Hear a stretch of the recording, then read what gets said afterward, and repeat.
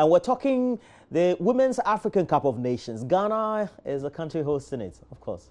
It's supposed to be having a sing-song or a certain refrain, host and win. You know, always doesn't happen, or sometimes could happen. But it depends on how lucky and well sweet ladies play. But look, they know how to do their thing on the field. But just yesterday wasn't too good. They were beaten 2-1 by their Malian counterpart. But I have Benedict also here with me. We want to talk for the next 10-15 minutes, the Black Queens, or even possibly 20. And we want to look at the chances of the other teams as well, but more so the chances of the Black Queens in qualifying and getting on to the next stage. Good morning to you, Benedict. Good morning, well done. Are we missing out? But no. Are we missing out? No, a very difficult one. Okay. I mean, yeah, we have to win our last game. But so far, just take me through what has transpired so far in the African Cup of Nations. Well, yesterday we played the second group games in Group A here in Accra. And the first one was the Ghana-Mali game, which we lost. And then Cameroon played against Algeria in the second group game at the Accra Stadium, which Cameroon won by 3-0. So what it means is that Cameroon have won their first 2 games, so they have 6 points in that group.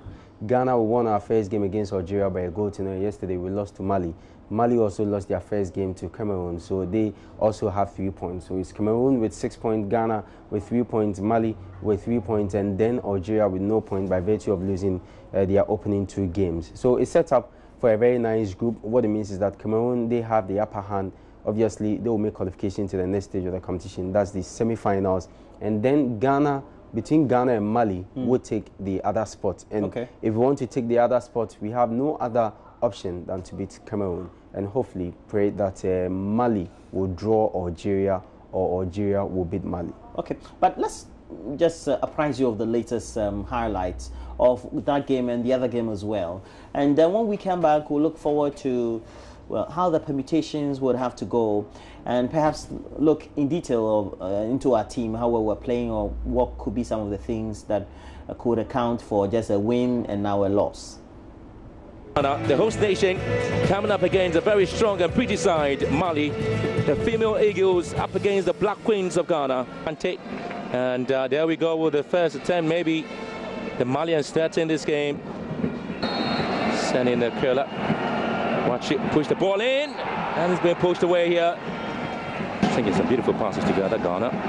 Grace Asantua. Asantua goes in for the strike here, but it's feeble. In Iceland. Good play. Now Mali with another ball forward. Good header here. Manti gets it done. The centre forward. Changes direction. Personal through with a strike here. And a bit of support. Sata here. Sata. And now Mali looking to score. Missed there. And a penalty rather goes in favour of Mali. It's Basira here. Basira. Mali lead here against the host nation Ghana. Basira Traore put Mali ahead just like they did against Cameroon. It's Mali 1. Again, a bit support there, Ghana again. Boshabuachi! An advantage. Santua gets the chance. And well collected there by Adoru Konate. Playing out for Janet Eju. The Ghanaians really looking to break. Fans are asking for more urgency in the attacking play. Ghana, Sherifatu, lot of space, Sherifatu, and again brings the ball back. Sherifatu, what a save! Great save there from Adonu Konate of Mali. Queens just lacking Cape Coast. You have Casford, Oguaho, ATL, all of them doing same. Post shot, drifts the ball in. Ghana still looking. Sherifatu. Is the Queens now strike again, save. Elizabeth Aldo. Dumbia's header. Ghana again. Sherifatu Elizabeth. She's been brought down. There's a penalty to Ghana. Elizabeth Aldo. She would have to take this one. She comes up against Adonu Konate for Ghana. Elizabeth Aldo. And she scores! Cheeky, it is. Brilliant, she has scored. Game on. In goes Sata. And it's going to be taken there by Dubia. To the near post. It's in! Mali back ahead again. Basira with 2 goals. It was a dangerous ball. Be a very interesting win there for Mali. They have bounced back from their first. They have another match, and we want to psych them, prepare them very well for the other match. Now, all these bombardment, I like it, because as a coach, that is what you, but you bombard constructively, so that the girls will also have an easy mind. They will be listening, and then they prepare for the next match. I don't have a problem with your bombardment. I don't have a problem at all, because this is the 30th year I started coaching. And so bombardment is just a simple word for me. And so I don't have a problem at all.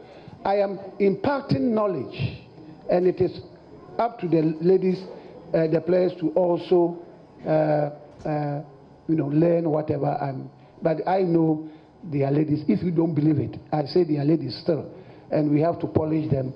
And so yes, these are the professionals we have in the system, and we have brought them together. And so it's a lesson to them, and it's a lesson to we, the coaches who brought them together. So yes, the impact is very great. If you want to ask me, that we have been able to change some of them their playing styles, and I'm confidently telling you, because I'm always with them on the field. So there's the Lions of Cameroon, who simply want to start the action to the Algerian half, but good play there for the right full back of Algeria. Algeria quickly recovering to win possession. That's a very poor pass. And Gwene Gabriel, good save, but then it is in for the first goal. Poor back pass, Gifton, Cameroon the goal, poured in Gwene Gabriel, the top scorer for the side. Look at that. You don't want to give this lady any chance at all. Initially, goalkeeper had to try to save it. Came up the knee of Gabriel. Push to the far side for a chase by Jacques Sylvia. Ajara giving a chance here. Ajara looking to find space, and he goes in for the second goal. It is in. She scored 2 goals against Algeria back in 2014, and she scores yet another one here in Ghana. What about this one? Ajara done so well. Went in, never gave up. Good goal, isn't it? She's been looking for this goal for a long time. Ajara just doing so well once again, picking the spot, and just a yawning net right in front of her. Deborah Gal Chidom. Another lousy play, trying to put the ball by Ajara here. Ajara! And still not the best of clearance. Ajara gets the 3rd goal for Cameroon. It's been a nightmarish day for the Algerians in the office in the competition. Chidom gave it away, and eventually, surprisingly, was a captain for the side. Sukwani quite couldn't get the ball away from Ajara. Well, Tiknet could only do this. Unfortunately, Uda also guided the ball into the net. Oh, there's Cameroon. And so dice thrown. The number 3 came up for Cameroon. 3-star performance at least for them. And they move up in Group A. Well, so some great highlights there.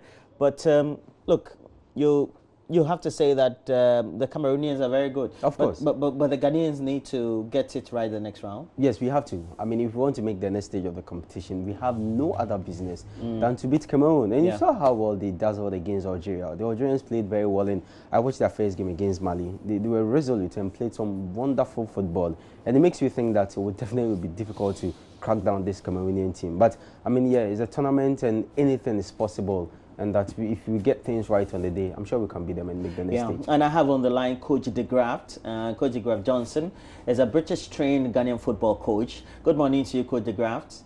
Morning, Roland. How are you doing? Yeah, I'm great. I'm great. I hope you're doing well too. And have you been following the matches, the African Cup of Nations for women, the Women's African Cup of Nations, and the AFCON? Yes, I have. Okay, yes. but for the Ghanaian team, what would you say, perhaps, is the difference between the first match and the second match that was played yesterday?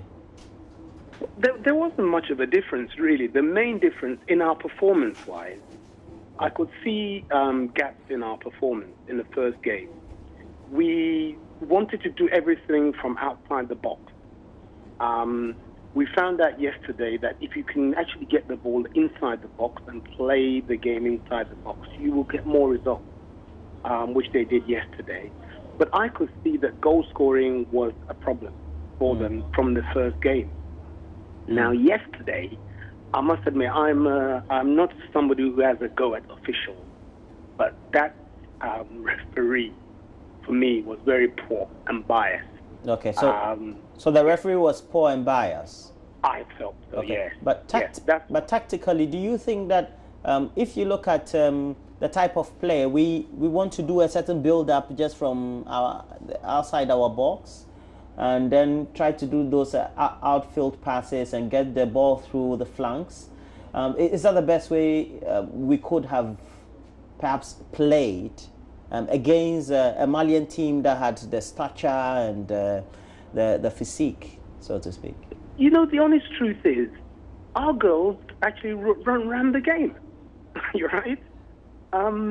The Black Queens actually control the game. That our difficulty is when we get to the last third, when we get to their box. That was where we're transitioning from attacking play to actually producing goal-scoring opportunities was a difficulty.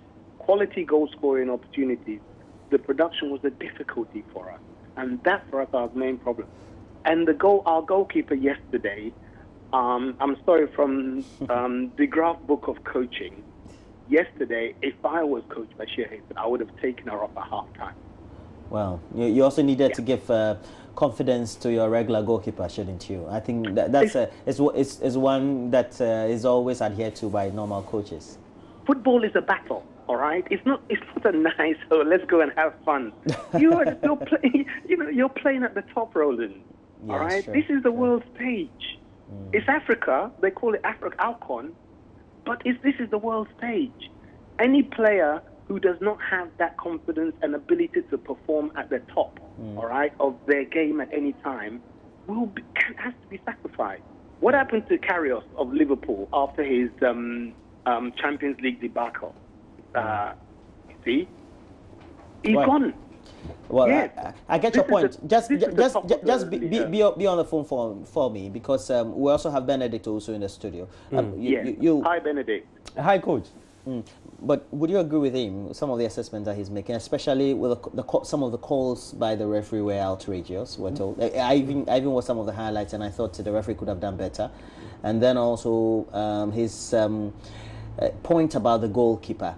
For example, we're just commenting about how she could just let that ball slip through his hand, or her hand, so to speak. Yeah, let's start with the goalkeeper. I mean, she's been our number one for a very long time. Since I started following this team, that I was with them in Congo for the All Africa Games, which they won. She was our number one when we won. And then in Namibia as well, 4 years ago, she was our number one. And at the last edition of the AFCON Women's Championship, which was staged in Cameroon, she was our number one. So over the years, she's been in the post for a very long time. But my problem is that, I mean, yes, we've tried there and we've realized that she's good. She's aging. And of course, if the person is aging, what do? You have to get in and substitute. Well, the person who is also on the bench, that's supposed to be her substitute, has also been with the team for a very long time as number two. They gave her opportunity in our last game against, in our last pre-tournament game, that was against South Africa at the Accra Stadium, and she was very jittery. That people expressed concerns about her, and the answer they got was that, okay, she's not our number one. When the number one comes, everything will be fine. And now the number one comes in and things are not okay. And yesterday, her performance wasn't good.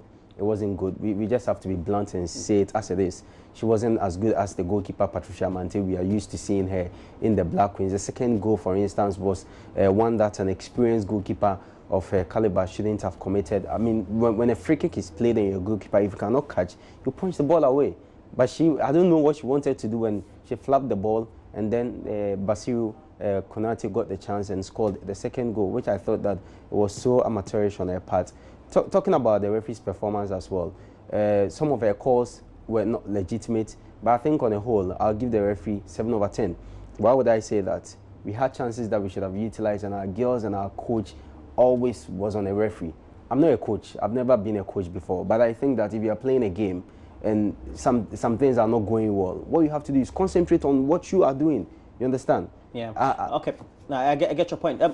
Roland, on the referee side, can I say, you see, when you do your coaching course, you have to do a refereeing section. All right. When my comments are it's not a question of Ghana's performance referee. No. My comments, I separate the referee's performance well away from the play. Okay. And I say, these refereeing decisions, was that good? That's what I do. Okay, your comment is not necessarily a criticism of the referee of her whole game, but some notable decisions that she took on the field of play, right? There were too many. There were too many decisions that she made. All right, for both sides. And what referees do is, when a referee is not having a good day, all right, you can always tell when they have a problem, because they suddenly realize that they've made mistakes here and there. Then all of a sudden they try to balance up. Right. And in trying to balance, they make the mistakes again in trying to balance, because they're forcing, to make the decisions, whereas the decisions should come by themselves. The referee doesn't have to force them. Coach. And then quickly on the goalkeeper side, Dominic has just reasserted why the coach didn't change the goalkeeper. So yes, if the next in line is not very good, then yes, you have to keep your best. But talking about that, you look at that level of the women's game. Yeah. And we'll talk about the Black Maidens very soon. They are playing the under 17 in Uruguay. Are we bereft of talent at the top, so to speak?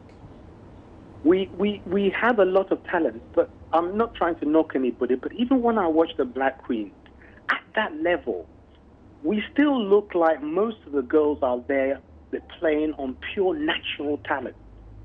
All right? The talent hasn't been properly nurtured. And that's partly due to, I was listening to some interviews on the nurturing of girls in the game. I mean, the boys' game, there's loads of coaching going on, but in the girls' game, there's hardly any coaching. There are no proper girls' leagues. Please correct me if I'm wrong. All right? There's not. You're not wrong. Exactly. There are no... So really, the girls are not... The attention to the girls is not being paid. However, when they go on the pitch on the world stage, we expect them to play. And in defense of the girls, I think we're being very unfair. I could see that the girls, they were playing their heart out and trying their absolute best yesterday. Yeah. So hands down to them, and I'll give them full marks for that. I think I do agree with Coach de Graft Johnson about... It's more like they're just giving their all based on the talent, the natural talent that they have, Benedict, and that's it. But if you compare, for example, the Nigerian national team, they have players who are playing for Chelsea, for Arsenal, in England, in some of the big leagues around the world, and even in their own country. One thing that is helping us currently, especially with this, our Black Queens, previously it wasn't so. Now we have most of the players play outside. Because of the university scholarships. Because of the university scholarship. So you have a player coming from the US, you have a player coming from Sweden, you have a player coming from Lebanon and other places. Unlike previously where almost all our players were based here in the country. And in this very current team. And what helps this team, that most people are, that's the reason why most people are criticizing the coach, is that the same crop of players we used to win the All-Africa games in Congo. You understand? And then the same coach? Yeah, no, with a different coach. That's Yusuf Basigi. And also Mercy Tego used some of these players to win the WAFU before this competition. You understand? So that's the basic point about how people are criticizing the coach. That, I mean, if we have a chunk of the players playing at the All-Africa Games at the last edition of the African Women's Championship, which we won bronze, were third in that competition. Then what has changed? The girls haven't played that badly, you know. Yeah. Honest truth. I don't want to. I personally would not go steaming into the girls. I wouldn't. Okay. All right. They did not play that badly at all. They just had a few things go against them. You know, the keeper made some serious mistakes, which cost the girls overall. But overall, they didn't play badly. Coach de Graft, is there pressure on them? Because I remember the last time we hosted a meaningful tournament for the men was back in 2008, and I watched. I was in the stadiums all the time, and I watched the tension that was always on the players. Sometimes could we have that transition, the tension on the players? There will be extra tension, but the honest truth is, most players who make it to this level, all right. You've played under pressure before. Okay. So there will be a little bit more pressure than normal. But yesterday, the girls did not play like girls under pressure, honestly. Okay. So what they need to do is the fine-tuning, you say? It is a fine-tuning about making sure that they tighten the knots when it comes to the runs, the free kicks, and also when they get to the corners, try to do the right things on the pitch. What made them lose? What they made them lose yesterday? Two unfortunate mistakes by the goalkeeper. The first one, that was it. Apart from that, the Malian goalkeeper was also very good, you'd say. She was good, but there was a few points where she didn't look too good at the start at all. But they didn't test her. Right. This is the problem. Okay. We have got to produce more goal-scoring opportunities, which tests the goalkeeper. She's very good at the high ball. But when the ball is low and it's played around in the area, she looked like she's a bit efficient. But she wasn't tested enough. Have you been following the Black Maidens? They are the under-17 version of the Queens, so to speak. They're playing a great tournament in Uruguay, and they've had some great matches so far. I watched the ones against, was it Finland? Yeah, they played Finland. Okay. Then they played an earlier one that they won. Uruguay, the host nation. The host nation. Yeah, and then yesterday they beat New Zealand 2-0. And I know New Zealand have a good national team at the senior level for their women. What will be your own assessment so far about how they're playing? They're doing well, but again, I don't want to knock anybody, but these teams that they've beaten, they've done well to beat them. It shows that they're a good team. But the test is yet to come. So I would say don't jump about too quickly, all right? The next round is going to be the real test, because all the teams that they played, they're not the tops in the world at that age group. And we all know that at that age group, Black Maiden, we often do well at the start. But when you're going to meet the Germanys and the France and the USA, then you're talking. You see, so for me, very well done. I don't want to knock anybody's spirit. Very well done. Because I always say a good team will beat a poor team, thrash a poor team, and beat the good team. So now they've shown that they're good, of certain high quality. So let's see if they can move that quality into the next round. That's what I'm looking forward to more, really, than this round. They've done very well. They've qualified fantastic. Let's see if they can move that into the high level of the competition. Well, but Benedict, this is a junior tournament, so usually you expect that the talent will be raw, etc. But if you look at the other teams, the top teams that Coach de Graft is talking about, the countries have the history, they have the infrastructure, they have developed the talent, not necessarily natural talent. So they seem to know their stuff around the game, the women's game at that level. We're just playing on raw talent because you tend to take a look at these are well-honed girls based on their own strength and their own capacity. How well can we face those teams based on what you've seen so far? I mean, from the word go, and you look at this team in terms of preparations going into this competition, I mean, I would say that this is one team that they've had the best of preparations going into this competition. I mean, they left Ghana for Brazil and were in Brazil for 2 weeks, played some trial matches before going into the competition. And yes, you will agree with Coach that we've not met the tougher test yet. But I think that yesterday's game was a tough test for the girls, because you look at New Zealand, their first 2 games, just as Ghana, they won their first game against Finland and beat the host nation. So the game yesterday was just to determine which of the two teams will finish on top of their group. You understand? And Ghana having beaten Uruguay and Finland, I saw the Uruguayan team and the team that we played against in 2012, which we beat them. I will say the 2012 team was far better than this team, and the Finland team as well. The Finland team wasn't too good, but the New Zealand team, in terms of the matches that I watched, were very good. And the girls did very well yesterday, and I think that going forward, they just have to step up. I mean, you look at someone like Abdullahi Mukarama, that's the captain, who, if probably maybe you didn't monitor their qualifiers, everything that she's doing at this tournament will come to you as a surprise. But if you monitor their qualifiers, where she played 2 games and scored 12 goals, and you know that even the 6 that she scored so far and top scorer of the competition so far is something that more will come. Yeah. And the coach, Evans Adete, has stayed with this team for a very long time. I mean, 2012, she was the assistant coach when they won bronze at Azerbaijan. And over the years, she's been at the under-17 level, has studied the girls for a very long time, and knows who to pick and who to use and the strategy to play. Yes. But Coach, well, viewers, you can also be letting onto the conversation. So you can call us on our mainstream lines. It will be on your screen soon, but these are the lines. We have 2 of them, 0302211691 or 2. Again, 0302211691 or 2. Please call if you've been following the Women's African Cup of Nations, which Ghana is hosting. Let us hear from you from all the matches you've seen. 2, the Black Maidens are in faraway Latin America, Uruguay, and they're doing exceptionally well. Of course, they haven't faced the tougher countries yet, but then so well so far. But Coach, your last words before we leave. The thing is, these girls are young. If they get the scholarships, which seems to be the main vehicles by which we tend to develop talent at that level, that's very good. But what should we be doing with them at the end of the tournament? I think that's the most important thing. Well, I think that we have a difficulty with the national teams in general, where just before the tournament, then we gather all the players together to get them into camp. That system has got to change. We've got to start looking at the proper structural unit in the country, in Ghana, for the development of the girls. So start the girls' league going.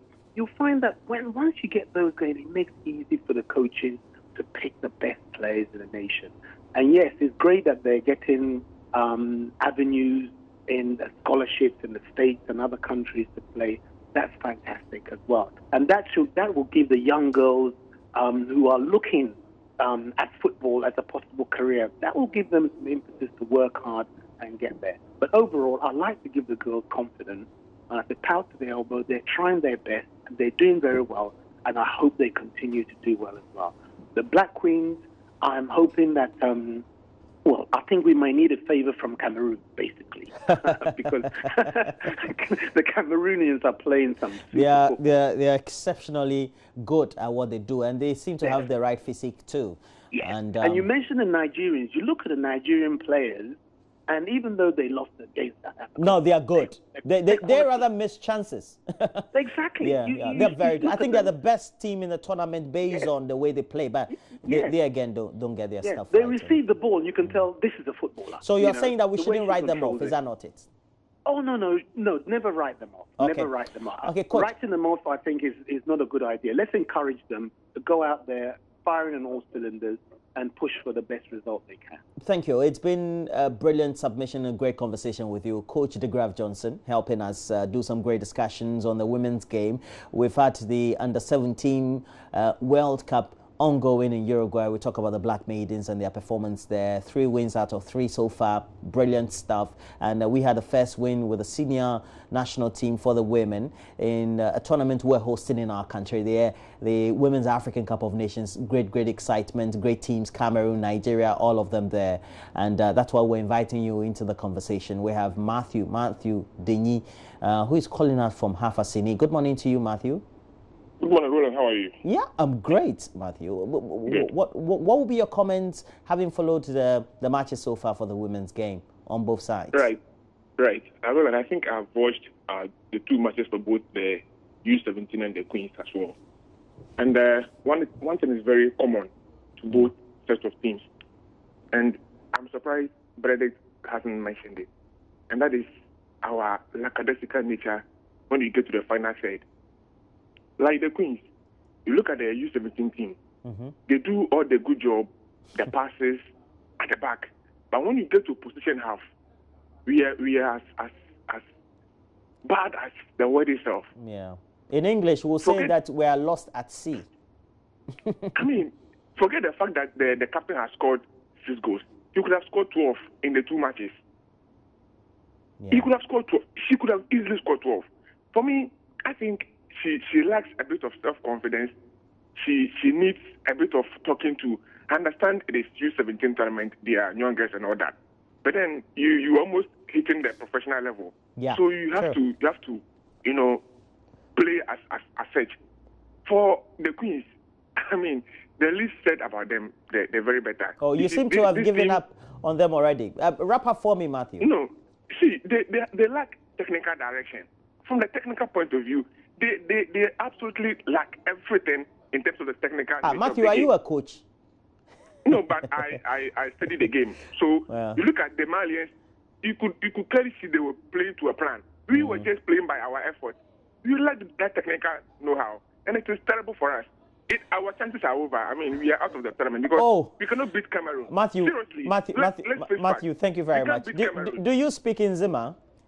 Yes, I do. Okay, so how do you greet good morning in Zima? Asio, Matthew. Have a good morning. Yeah? And I have Ike also. Ike, good morning to you. You're calling us from Sunyani. Good morning, Roland. How are you doing? Charlie, my brother, I'm great. Actually, like the way you are acting, the one who called that maybe he is a coach or something like that. It's not like he is a coach or something like that. But you see, we should stop saying that we are just hosting the distance so that we can get a cup. Because the way the ladies are playing, it's not that okay. You don't have that confidence in them, do you? Yeah, because it seems we know that the attackers are not good. So what are you able to do with the distance? Because when Bashir for our first game came out to say that, I mean, we like attacking game or something like that. So what are we doing? Yeah. And we should stop host and win attitude. We can't use this play as a host and win. We have to increase our effort. Well, get the point. And when the game is over and the journalist wanted to ask you a question, you say this thing. I mean, Ike, having watched the Queens, what do you think is our weakest play so far? The way we play, what do you think is our weakest link? Yeah, our weakest play is the attacker. We know since our even. We're not able to convert the chances. Yeah, because the chances are coming, but it seems we cannot put the pieces together. So what are you trying to do? It seems we have to work on it. And it seems the coach used to know that this is our wicket. So I thought maybe our first game against Algeria, we're going to go back to the drawing board and then come out with the right thing. But when we play our game against the Malians, you can see that the same old story. Is the point? So you sound like a dejected Queens fan, but don't worry, Ike. Good morning to you, and thanks for calling through. And let me go to the Central Regional Capital, Cape Coast, and Patrick Obing. Where are you calling us from in Cape Coast? Yeah, well, good morning. Good morning. Where are you calling us from in Cape Coast? Oh, around UCC. UCC, okay. Yeah. Please go ahead. Yeah, well, what I want to say is that with the maidens, I believe that they really not make a really tough team. But I think they've done well. Considering the fact that you've got about, let's say, more than about 10 goals in a tournament. I don't remember the last time that a Ghanaian team scored that number of goals. And I believe that our captain, he has scored so many chances. And just one of the callers said, I think he needs a little bit of guidance and confidence for her to really score more goals. But with the Queen, I'm just hoping that you can beat Cameroon and qualify. Thank you. Thank you very much. That's very succinct. Patrick Obing had been calling us from Cape Coast. Now let's go to Godwin Good Things. Godwin Adepa, good morning. You're calling us from... Good morning, Roland. Akosombo. How are you doing? Charlie, I'm great. And you have some comment to make. Is it on the maidens or on the queens? Both of them. Okay, please go ahead. Just make it snappy. Yeah. Because I've been following them, all the matches, but I think the queens, I'm very much disappointed in them because yesterday's game was actually not good at all. It was not good. I watched the game throughout. About 10 minutes to full time, I have to leave the room and just switch off the television because I follow football and I love them. Yeah, you're a typical Ghanaian football fan. Yeah, okay. Yeah, I follow football. But I think that when you see the way they play, they seem to get it right most of the time, but it's always in the final third. Do you agree? What really went wrong yesterday? One, the referee was biased because I don't know if really she's a referee or she has just been brought to this tournament because she's a disgrace to a female referee. I have to tell you honestly, because looking at the game, about 6 fouls, handballs in the 18, and you couldn't even whistle for penalty. And just what they did, our defender, just a little mistake, you whistle for penalty. And even our coach, I don't know what he's doing, but let me congratulate the maidens. They play fantastic football. I love them. Even midnight. The first game was somewhere 10 or 11. I watched it to 1 a.m. That's how they played. But the captain, I think she should work on her skills because she can give us more goals, more than what she's doing. But I congratulate them. They are very good. And I hope even if they can bring the maidens to come and play the last Queen's match, I think it would be better. Oh, please. Please, Godwin, don't say that. Have a good morning, Godwin. Godwin is calling us from Akosombo, but we have just some few hundred meters away in Asalam Down, Frank Abdallah. Frank, good morning to you. Good morning. Yeah, you are our last caller. You have that privilege, so that tag is on you. Please just tell us your comments on the performance of the maidens in Uruguay and also the Queens as we host and win, if we can. I want to first of all, congratulate the both teams for doing so well in the tournament. But with the Black Queens, we have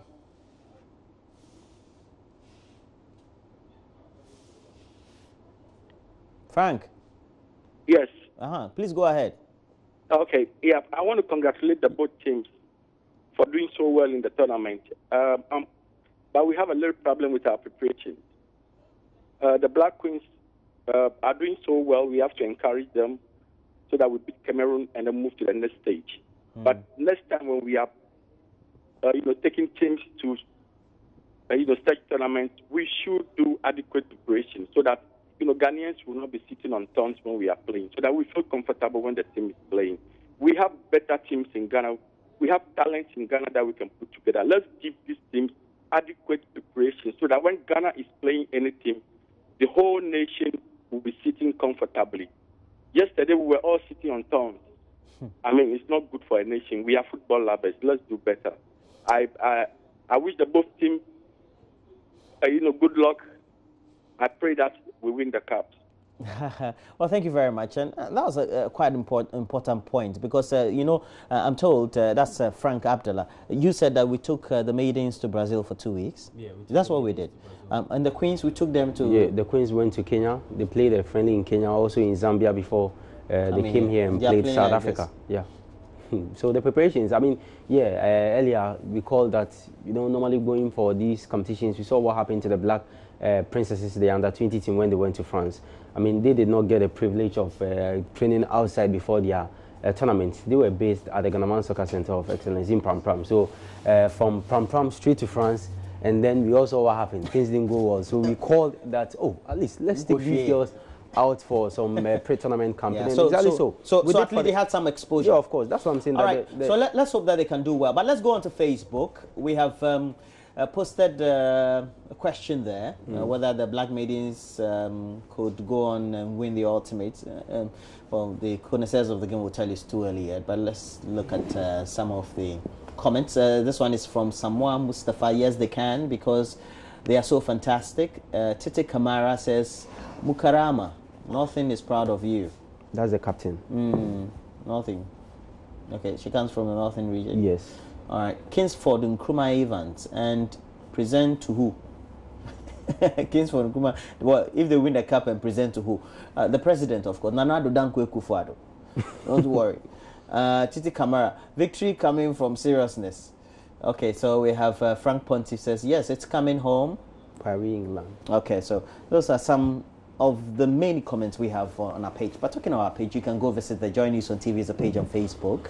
And Benedict, also, it's been fantastic speaking to you. Thanks for joining me. Always a pleasure. Right. Yeah, you're a good man. But we have to tell you the latest business stories. But please also know that after business, we're having a great conversation with Ian Walker. He's not my brother in any way. Yeah. He's the British High Commissioner to Ghana. And we're talking the relationship between two countries. We're talking the United Kingdom and Ghana, and more so just the visits of the Prince of Wales and the Duchess of Cornwall. We were just around here about 2 weeks ago, and how that relationship could be strengthened further, especially with that visit and all. You know, they had great interaction with the 2-4 and the president and all that. But let's look at AM Business for this morning.